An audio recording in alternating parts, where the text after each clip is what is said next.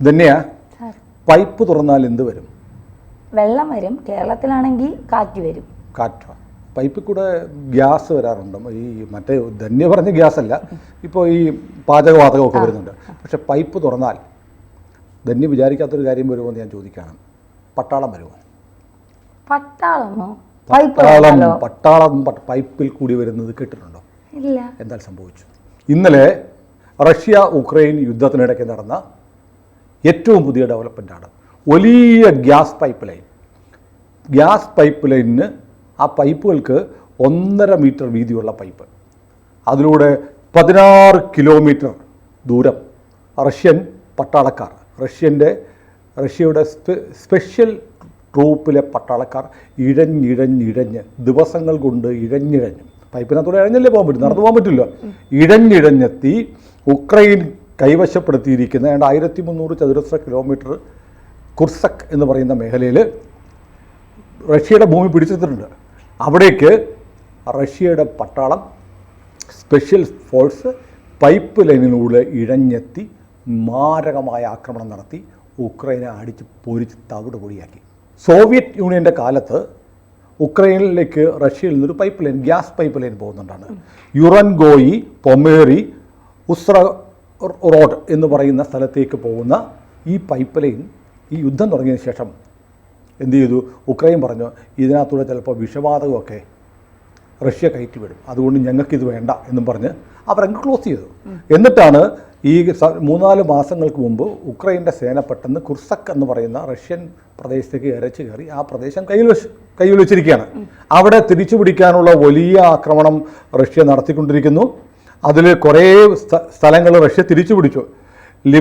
ലിബഡിവിക്, നോവൻക തുടങ്ങിയ പ്രദേശങ്ങൾക്ക് തിരിച്ചു പിടിച്ചു.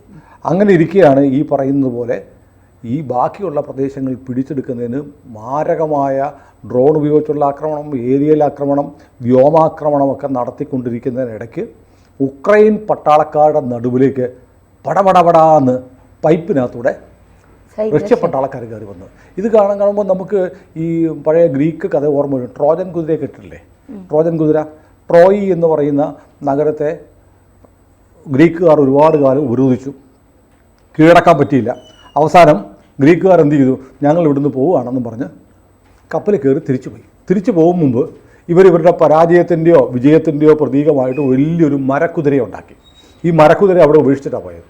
പക്ഷേ മരക്കുതിരയ്ക്കകത്ത് ഈ ഗ്രീക്കുകാരുടെ യവനന്മാരുടെ വലിയ പോരാട്ട വീര്യത്തിൻ്റെ ഒരു മൂർത്തിമത് ഭാവമായ ഒഡീഷ്യസ് ഉൾപ്പെടെയുള്ള ഒരു സംഘം ചാവേറുകളെ ഒളിപ്പിച്ചു വെച്ചിരുന്നു. എന്നിട്ട് ഈ വലിയ കൂറ്റൻ മരക്കുതിര അവിടെ ഉപേക്ഷിച്ചിട്ട് പോയി. അപ്പോൾ ട്രോയിലെ ആൾ എന്ത് ചെയ്തു? അവന്മാർ പോയി, അവന്മാരുടെ കുതിര ഇവിടെ കിടപ്പുണ്ട്, ഇത് നമുക്ക് നമ്മുടെ കോട്ടയ്ക്കകത്ത് കൊണ്ടുപോകാമെന്ന് പറഞ്ഞ് ഇവരിത് കെട്ടി വലിച്ച് കോട്ടയ്ക്കകത്ത് കൊണ്ടുപോയി സൂക്ഷിച്ചു. രാത്രിയായി, എല്ലാവരും ഉറങ്ങിയപ്പോൾ ഈ ട്രോജൻ കുതിരയുടെ അകത്തുനിന്ന് ഒഡീഷ്യസും കൂട്ടരും ട്രോജൻ കുതിരയുടെ രഹസ്യവാതിൽ തുറന്ന് പുറത്തെത്തിയിട്ട് ട്രോയിയുടെ കോട്ടവാതിലുകൾ തുറന്നിട്ടു. ഇപ്പം കപ്പലിൽ തിരിച്ചു പോകുന്നതായിട്ട് അഭിനയിച്ച ഗ്രീക്ക് പട്ടാളം ഇരച്ച് കയറി വന്ന് ട്രോയ് നഗരത്തെ കീഴടക്കി. അതാണ് ട്രോജൻ കുതിര എന്ന് പറയുന്നത്. അപ്പം നമ്മളൊരു ചതിയിലൂടെ എന്തെങ്കിലും ചെയ്യുന്നതിനാണ് ട്രോജൻ കുതിര. ഈ യവന സാഹിത്യകാരായ ഈ ഗ്രീക്കുകാരുടെ ഇതിഹാസങ്ങളാണ് ഇലിയഡും ഒഡീസിയും. ഒഡീസിയിലാണ് ഈ ട്രോജൻ കുതിരയെക്കുറിച്ച് പറയുന്നത്. ഹോമർ എഴുതിയതാണ്. ഹോമറെക്കുറിച്ച് കിട്ടിയിട്ടില്ല. നമ്മുടെ രാമായണവും മഹാഭാരതവും പോലെ ഗ്രീക്കുകാരുടെ ഇതിഹാസങ്ങളാണ് ഇലിയഡ്, ഒഡീസി. ഹോമർ എഴുതിയതാണ്. അതിൽ ഒഡീസിയിലാണ് ഈ ട്രോജൻ കുതിരയുടെ കഥയുള്ളത്. ഈ ട്രോജൻ കുതിരയുടെ കഥ പോലെയാണ് റഷ്യ ഉക്രൈനിലേക്ക് അയച്ചുകൊണ്ടിരുന്ന ഗ്യാസ് പൈപ്പ് ലൈൻ. റഷ്യയെ പേടിച്ചിട്ട് ഞങ്ങൾക്കിനി ഗ്യാസ് വേണ്ട എന്ന് പറഞ്ഞ് ഉക്രൈൻ കട്ട് ചെയ്തിരുന്നു. അതിലൂടെ ഈ ട്രോജൻ കുതിര മോഡലിലാണ് 100 കണക്കിന് റഷ്യൻ പട്ടാളക്കാർ ദിവസങ്ങളെടുത്ത് പൈപ്പ് ലൈനകത്തൂടെ നുഴഞ്ഞ് നീന്തി, അല്ലേ അങ്ങനെ പറയണം, ക്രൗൾ ചെയ്ത് ഉക്രൈനിൻ്റെ പട്ടാളത്തിൻ്റെ നടുക്കോട്ട് വീണ് മിന്നലാക്രമണം നടത്തി അവരെ നാശമാക്കി എന്നാണ് ഇപ്പോൾ വരുന്ന വാർത്ത. അപ്പോൾ നമ്മളിത് കേട്ടിട്ടുണ്ടോ എന്ന് ചോദിച്ചാൽ ഇങ്ങനെ യുദ്ധചരിത്രത്തിൽ കേട്ടിട്ടില്ല. ട്രോയിലെ യുദ്ധത്തിൻ്റെ കാര്യത്തിൽ ഒഡീസിയിൽ വായിച്ച് കേട്ടിട്ടേ ഉള്ളൂ. ഇപ്പോൾ ചെച്ചന്യയിലെ അക്മത് സ്പെഷ്യൽ ഫോഴ്സിൻ്റെ കമാൻഡറായ അപ്തി അലോഡിനോവ് എന്ന് പറയുന്ന സൈനിക ജനറൽ ഇപ്പോൾ ടെലഗ്രാഫിലൂടെ ഇതിൻ്റെ ചിത്രങ്ങൾ പുറത്തു വിട്ടിട്ടുണ്ട്. അതായത് പൈപ്പ് ലൈനകത്തുനിന്ന് റഷ്യൻ പട്ടാളം, പൈപ്പ് തുറന്നപ്പോൾ പട്ടാളം വന്നു, ആ ഉക്രൈൻ തവിടുപിടിയായിപ്പോയി. ഇപ്പോൾ കഴിഞ്ഞ കുറേ ദിവസമായി റഷ്യ ഉക്രൈൻ വാർ അതിന് നിർണായക ഘട്ടത്തിൽ നടക്കുകയാണ്. കാരണം ഇപ്പോൾ റഷ്യക്ക് അനുകൂലമായ ഒരു മുൻകൈയുണ്ട്. കാരണം അമേരിക്ക ഉക്രൈന് കൊടുത്തുകൊണ്ടിരുന്ന രഹസ്യ വിവരങ്ങൾ നിർത്തി, പണം നിർത്തി, ആയുധം നിർത്തി, സപ്പോർട്ടും നിർത്തി. അപ്പോൾ ഇനിയിപ്പോൾ നീ മര്യാദയ്ക്ക് ഒരു മധ്യസ്ഥ ചർച്ചയ്ക്ക് വന്ന് യുദ്ധം നിർത്തിയേ പറ്റൂ എന്ന് ട്രംപ് അന്ത്യശാസനം കൊടുത്തിരിക്കുക. ഈ പശ്ചാത്തലത്തിൽ വല്ലാതെ ദുർബലനായി നിൽക്കുകയാണ് സെലൻസ്കി. ആ സമയമെടുത്ത് പരമാവധി ആക്രമണം നടത്തുക എന്നുള്ള അതിഭീകരമായ ആക്രമണമാണ് റഷ്യ നടത്തിക്കൊണ്ടിരിക്കുന്നത്. ചില വീഡിയോകൾ ഞാൻ കണ്ടു കേട്ടോ. അത് നമുക്ക് പ്രേക്ഷകരെ കാണിക്കാൻ പറ്റില്ല. ഭയങ്കര വയലൻസാണ്, മാർക്കോയേക്കാളും വലിയ വയലൻസാണ്. കാരണം യുക്രൈൻ്റെ പട്ടാളക്കാർ റോഡിലൂടെയൊക്കെ ഓടുന്നു, അവരുടെ പിന്നാലെ പാഞ്ഞ് നിന്ന് ഡ്രോൺ അവരെ വെടിവെച്ചിടുന്നു. ഒരു വീഡിയോ കണ്ടത് 2-3 ഉക്രൈൻ പട്ടാളക്കാർ പേടിച്ചരണ്ട് ഒരു വീടിനകത്തോട്ട് കയറുന്നു, ഡ്രോൺ അതിന് പിന്നാലെ ജനലിൽ കൂടെ പറന്നു വന്ന് അവരെ വെടിവെച്ച് വിടുന്നു, റോഡിലൂടെ പോകുന്ന വാഹനങ്ങൾ തകർക്കുന്നു.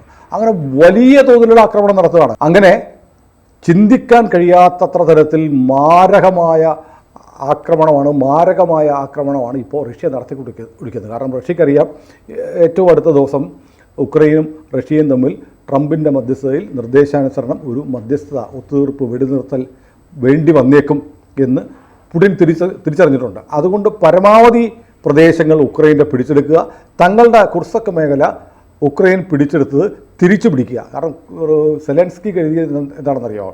കാരണം കുർസക്ക് എന്ന് പറയുന്ന ഭാഗം റഷ്യയുടെ നമ്മൾ പിടിച്ചെടുക്കുന്നു, എന്നിട്ട് അത് വെച്ച് വിലപേശാം.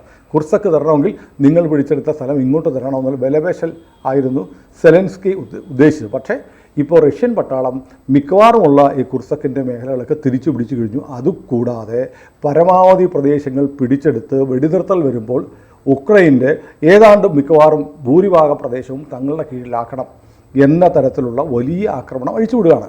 അതിനിടയ്ക്ക് ഇപ്പോൾ സംഭവിച്ചൊരു കാര്യം എന്ന് വെച്ചാൽ റഷ്യയുടെ ഒരു മാരകമായൊരു മിസൈലുണ്ട്, ഇസ്കണ്ടർ MSS-26. അത് സോവിയറ്റ് യൂണിയൻ്റെ കാലത്ത് നിർമ്മിച്ചതാണ്, ഡെവലപ്പ് ചെയ്ത് ഇപ്പോൾ ആധുനികവൽക്കരിച്ചു. അമേരിക്കയുടെ സ്കഡ് മിസൈലുകൾക്ക് ബദലാണ് 400-500 കിലോമീറ്റർ റേഞ്ച് പോകുന്ന അത്രയും ദൂരം സഞ്ചരിക്കുന്ന ഒരു മിസൈലാണ്. ഈ യുദ്ധത്തിൽ ഉക്രൈനെതിരെ ഇതുവരെ ഇസ്കണ്ടർ മിസൈലുകൾ റഷ്യ ഉപയോഗിച്ചിരുന്നില്ല. ഇപ്പോൾ കഴിഞ്ഞ ദിവസം ഡെനിപ്രോ പൊഡ്രോവാസ്ക് എന്ന് പറയുന്ന സ്ഥലത്തേക്ക് ഇസ്കണ്ടർ മിസൈൽ ആക്രമണം നടത്തി 150ഓളം ഭടന്മാർ കൊല്ലപ്പെട്ടു എന്നാണ് വിവരം. പക്ഷേ ഇതിന് വെറുതെ ഒരു സ്ഥലത്തേക്ക് മിസൈൽ അയച്ചതല്ല. കാരണം ഇപ്പോൾ അറിയാം, നമ്മൾ കാണുന്നില്ലേ, അമേരിക്കയുടെ സഹായം ഇല്ലെങ്കിൽ ഞങ്ങൾ യൂറോപ്പ്, നാറ്റോ സെലൻസ്കിയെ സഹായിക്കും, ഉക്രൈനെ സഹായിക്കുന്നു. ഈ നേതാക്കന്മാരൊക്കെ വീമ്പിളക്കുന്നുണ്ട്. ഞങ്ങൾ വേണമെങ്കിൽ ഒരു 2 ലക്ഷം പേരുടെ പട്ടാളത്തെ അയക്കും എന്നൊക്കെ ഇവർ ഫ്രഞ്ച് പ്രസിഡൻറ്റും ഒക്കെ പറഞ്ഞു, ജർമ്മനിക്കാരും ഫ്രാൻസും ഒക്കെ പറഞ്ഞു. അങ്ങനെ വന്നപ്പോഴത്തേക്ക് JD വാൻസ് ചോദിച്ചു, അമേരിക്കൻ വൈസ് പ്രസിഡന്റ്, അല്ല നിങ്ങളെ കൊണ്ട് പറ്റുമോ? നിങ്ങൾ യുദ്ധം എന്നുള്ളത് നിങ്ങൾ പുസ്തകത്തിൽ വായിച്ചല്ലാതെ അതിന് അറിവുണ്ടോ? കാരണം 40 വർഷമായിട്ട് ഒരു യുദ്ധത്തിലും പങ്കെടുത്തിട്ടില്ല യൂറോപ്യൻ രാജ്യങ്ങൾ. അതുകൊണ്ട് നിങ്ങൾക്ക് യുദ്ധം എന്ന് പറഞ്ഞാലൊക്കെ അറിയാമോ എന്ന് കളിയാക്കി. പക്ഷേ എന്നാലും ഞങ്ങൾ അങ്ങോട്ട് പട്ടാളത്തെ അയക്കും എന്നൊക്കെ ഇവർ വീമ്പിളക്കുന്നുണ്ട്, അയക്കുന്നുമുണ്ട്. ഇവർ കുറേ ആളുകളൊക്കെ അയക്കുന്നുണ്ട്, പരിശീലനം, ട്രെയിനിങ്. പിന്നെ യൂറോപ്യൻ രാജ്യങ്ങൾ കൊടുക്കുന്ന ആയുധങ്ങൾ ഓപ്പറേറ്റ് ചെയ്യാനൊന്നും ഉക്രൈൻ അറിയില്ല. അതുകൊണ്ട് ഇതെങ്ങനെയാണെന്ന് പഠിപ്പിക്കാൻ അവർ കൊടുക്കുന്ന മിസൈലുകൾ, അവരുടെ ടാങ്കുകൾ, അവരുടെ കവചിത വാഹനങ്ങളൊക്കെ ഉപയോഗിക്കേണ്ട രീതി എങ്ങനെയാണെന്ന് പഠിപ്പിക്കാൻ ടെക്നീഷ്യൻസിനെ അയക്കുന്നുണ്ട്. ആ ടെക്നിക്കൽ എക്സ്പെർട്ടൈസ് ഉള്ള ആളുകൾ അയക്കുന്നുണ്ട്. അവരൊക്കെ വരുന്നുണ്ട്. അപ്പോൾ നാറ്റോയെ സംബന്ധിച്ച് റഷ്യ പറഞ്ഞിരിക്കുന്ന ഏതെങ്കിലും നാറ്റോ രാജ്യം സഹായിച്ചാൽ അവരെ തീർക്കുമെന്ന് പറഞ്ഞു. ഇപ്പോൾ കിട്ടുന്ന വിവരം ഡെനിപ്രോ പൊട്രോവാസ്കിൽ ഇസ്കന്ദർ മിസൈൽ മനഃപൂർവ്വം പുടിൻ അയച്ചതാണെന്നാണ് പറയപ്പെടുന്നത്. കാരണം അതൊരു നാറ്റോയുടെ പരിശീലന കേന്ദ്രമായിരുന്നു. നാറ്റോ ഉക്രൈൻ സൈന്യത്തിന് പരിശീലനം കൊടുക്കുന്ന സ്ഥലമായിരുന്നു ഈ കേന്ദ്രം. അപ്പോൾ അവിടേക്ക് മനഃപൂർവ്വം ഇസ്കണ്ടർ മിസൈൽ അയച്ച് ആളുകളെ കൊന്നതിലൂടെ നാറ്റോയ്ക്കൊരു വെല്ലുവിളി, ഒരു മറുപടി പുടിൻ റഷ്യ കൊടുത്തിരിക്കുകയാണെന്ന് പറയപ്പെടുന്നു. കാരണം ഞങ്ങളുടെ യുദ്ധം ഉക്രൈനുമായിട്ടാണ്, നിങ്ങൾ അതിനിടയ്ക്ക് കയറിയാൽ നിങ്ങളെ ഞങ്ങൾ ആക്രമിക്കും, അത് എൻ്റെ പക്കലുള്ള മാരകമായ ആയുധങ്ങൾ ഉപയോഗിച്ച് തന്നെ ആക്രമിക്കും എന്നതിൻ്റെ സന്ദേശമാണ് ഇസ്കന്ദർ മിസൈൽ ഉപയോഗിച്ച് നടത്തിയ ഈ ആക്രമണം എന്ന് പറയുന്നത്. ഇവിടെ ഡെനിപ്രോ പെട്രോവാസ്കിൽ കൊല്ലപ്പെട്ട 150 ഭടന്മാരിൽ പകുതി പേർ യൂറോപ്യൻ രാജ്യങ്ങളുടെ ഭടന്മാരാണ്. ഫ്രാൻസിൻ്റെ ഉണ്ട്, ജർമ്മനിയുടെ ഉണ്ട്, അങ്ങനെ മറ്റു പല രാജ്യങ്ങളുടെ പട്ടാളക്കാർ ഉക്രൈനിൽ വന്ന് റഷ്യക്കെതിരെ അവിടെ പരിശീലനം കൊടുക്കുന്നവരെ കൊല്ലാൻ വേണ്ടി മനഃപൂർവ്വം അയച്ചതാണ് ഇസ്കണ്ടർ മിസൈൽ എന്നാണ് പറയുന്നത്. അപ്പോൾ ബാലിസ്റ്റിക് മിസൈൽ കാറ്റഗറിയിൽപ്പെട്ട മിസൈലാണ്. അത്തരം മിസൈലുകൾ അങ്ങനെ ഉപയോഗിക്കുന്നുണ്ടായിരുന്നില്ല. റഷ്യക്കെതിരെ ബൈഡൻ പെർമിഷൻ കൊടുത്തോടുകൂടി ഉക്രൈൻ ഉപയോഗിച്ചിരുന്നു. എന്നിട്ട് പോലും ഈ യുദ്ധത്തിൽ ആദ്യമായിട്ടാണ് ഇസ്കണ്ടർ SS-26 എന്ന് പറയുന്ന മാരകമായ ആണവായുധ ശേഷി വഹിക്കാൻ കഴിയുന്ന മിസൈൽ റഷ്യ പ്രയോഗിച്ചു എന്ന് പറയുന്നത്. അപ്പോൾ നാറ്റോയ്ക്കുള്ള വെല്ലുവിളിയാണ്. അപ്പോൾ അതിൽ ഏറ്റവും കൗതുകരം നമ്മൾ യുദ്ധത്തിൻ്റെ കാര്യത്തിൽ കേൾക്കുമ്പോൾ ഏറ്റവും ഇതുവരെ ലോകത്ത് കേട്ടിട്ടില്ലാത്തൊരു ആക്രമണ രീതിയായിരുന്നു പേജർ ആക്രമണം ഹിസ്ബുള്ളക്കെതിരെ. ആരും പ്രതീക്ഷിച്ചു പേജർ പൊട്ടുന്നു, വയർലെസ് പൊട്ടുന്നു, അവർ പിന്നെ വീട്ടിലെ TV, ടെലിവിഷൻ, വാഷിംഗ് മെഷീൻ, ഇത് മിക്സി വരെ എടുത്ത് കിണറ്റി കളഞ്ഞു എന്ന് പറയുന്നത്. ഏതെപ്പോൾ പൊട്ടുമെന്ന് അറിയില്ലല്ലോ. അതുപോലത്തെ ഒരു യുദ്ധതന്ത്രമാണ്. നാട്ടിൽ കൂടെ പൈപ്പ് ലൈൻ വരുന്നു. പൈപ്പ് ലൈനിൽ കൂടെ പട്ടാളം വരുമോ എന്ന് ചോദിച്ചാൽ വരും. പൈപ്പ് ലൈനിലൂടെ പട്ടാളവും വരും. അപ്പം വീട്ടിൽ ധന്യയുടെ വീടിൻ്റെ അടുത്ത് വലിയ പൈപ്പ് ലൈൻ പോകുന്നുണ്ടോ? അപ്പം നന്നായി. അപ്പോൾ സമാധാനത്തോടിരിക്കാം. പൈപ്പിലൂടെ വന്നത് പട്ടാളം എന്ന് പറയുമ്പോൾ നമുക്ക് പരിഹാസ്യമായിട്ട് തോന്നുന്ന ഒരു തമാശയല്ല. അതും റഷ്യ ഇന്നലെ നടപ്പാക്കി.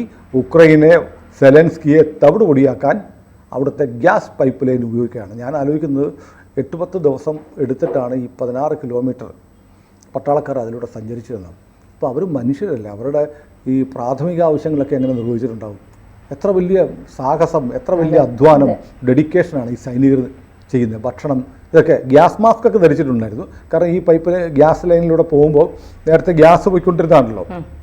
അപ്പോൾ വിഷവാതകം ഒന്നും ഉണ്ടാവാതിരിക്കാൻ വേണ്ടിയിട്ട് ഗ്യാസ് മാസ്ക് ഒക്കെ ഉണ്ടെങ്കിലും ഇവരുടെ ഭക്ഷണം, ഇവരുടെ കുടിവെള്ളം, ഇവർക്ക് പ്രാഥമിക സൗകര്യങ്ങൾ, ഇതൊക്കെ അത്ഭുതകരമാണ്. അപ്പം റഷ്യൻ സൈന്യം എടുക്കുന്ന ഒരു എഫേർട്ട്, അവരുടെ ഒരു സാഹസം എന്തിനും തയ്യാറാണ് എന്ന തരത്തിലൊക്കെ തെളിയിക്കുന്നതാണ് ഈ 16 കിലോമീറ്റർ ദൂരം പൈപ്പിലൂടെ ചെന്ന് മിന്നലാക്രമണം നടത്തി ഉക്രൈനെ തുരത്തി എന്നുള്ള വാർത്ത. പക്ഷെ എന്താണ്, നമ്മുടെ പത്രങ്ങളിലും മാധ്യമങ്ങളിലൊന്നും വന്നിട്ടില്ല. നമ്മളിത് ഇപ്പം ഇങ്ങനെ കൗതുകരമായ വസ്തുത കണ്ടപ്പോൾ നമ്മുടെ പ്രേക്ഷകരോട് പറയണ്ടേ, അതുകൊണ്ടാണ് നമ്മളിത് റിപ്പോർട്ട് ചെയ്തത്.